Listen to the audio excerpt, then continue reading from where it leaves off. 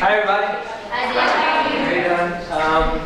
Welcome to our first day of the year. I want to start with a disclaimer. I feel a little bit, maybe not a little bit, I feel like a lot of bit rusty with this process. We haven't done it in a long time. And there's a lot that's kind of new or different about it because of the Common Core.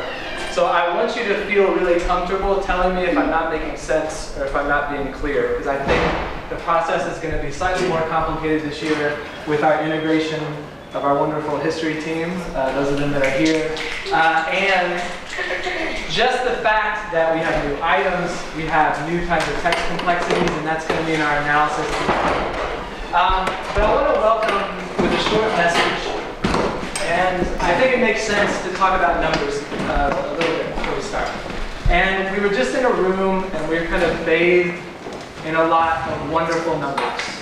And it got me thinking a lot about a conversation I had yesterday with a gentleman who came to observe our English instruction. He was coming here from Philadelphia.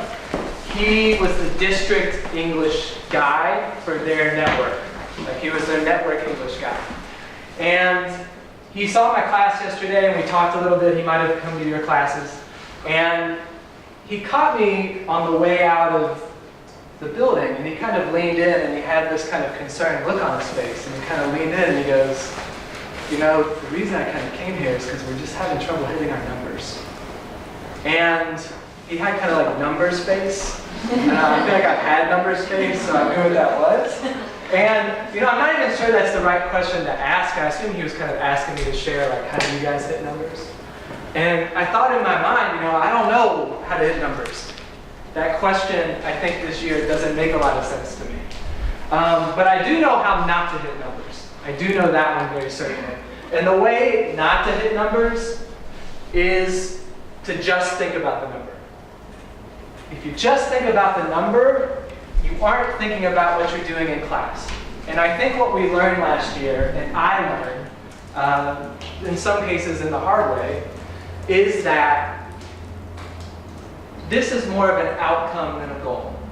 And I don't want to be countercultural by saying that. But if we go through all year and someone comes in and asks us, what's your goal in English? And we go 70%. That doesn't make sense. That doesn't tell us how to teach. That doesn't tell us how to help kids.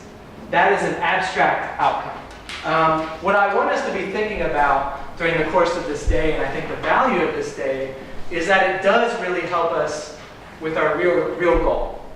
And this is our goal. Our goal that we set out in the summer is to deliver and design the most rigorous and the most engaging history and English instruction in the state.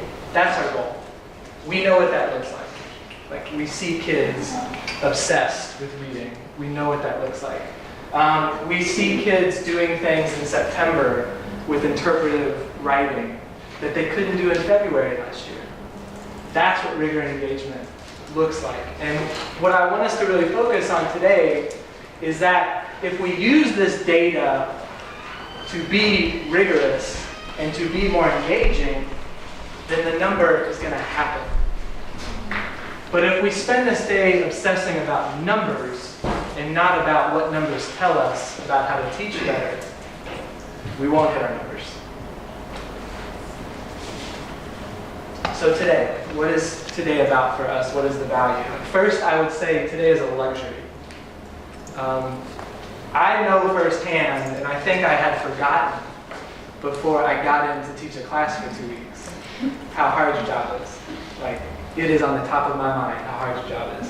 And it's hard to go from class to class and even have time to figure out what the heck the kids did in the class before. So this is 2.5, 3 dedicated hours to just completely nerd out on what we have done with instruction, what was the outcome, and what can we do better. And I really think we have 2 very concrete goals today.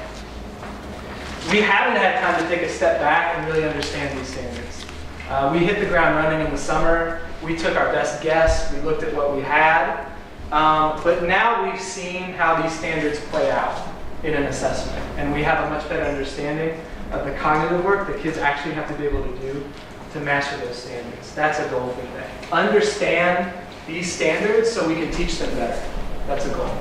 And then the second goal is, of course, now we know where our students are struggling the most. And the second goal is to be really targeted with that data, to make sure we are helping students in all kinds of subgroups get better at reading during the course of the day. And if you don't believe that history has a huge impact on that, you didn't read the A&M. Geography of Montana. It was geography. It was a geography lesson. History of Russia. It was a history lesson. And hiking, geography. So you guys, thank you for being here and engaging. And the quality, as your quality of instruction goes, I see it across. It's really helping. And it's amazing. So that's what we're going to do today. In order to do that, we have got to focus on the process. We can't think about the end of the year. We can't think about the next interim. We've got to focus today exclusively on the process we have in front of us to create powerful outcomes. And to do that, I want to propose some agreements to you. First one, we're going to be mentally and physically present in the room. We're not going to go take calls. We're not going to grade anything. We're not going to write lessons that aren't about this process. We're going to be mentally and physically present. We're not going to disappear. We're going to be in here. It might start to smell. I don't know. But we're going to be in here. And we're going to be here with our mind and our body. We're going to work the process with fidelity. So we're going to go step by step. We're not going to go, yeah, I got that. I got that in analysis. Don't need to do that. We need to do it. It's new. The texts are new.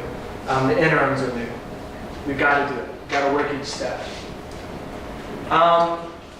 We've got to believe that no matter what the problem is, the answer is better teaching. Even if we didn't like the test item. Even if Johnny's parents aren't supportive. Even if we know that vocabulary word was really tough. We can teach vocabulary. We can tutor to make Johnny a better reader.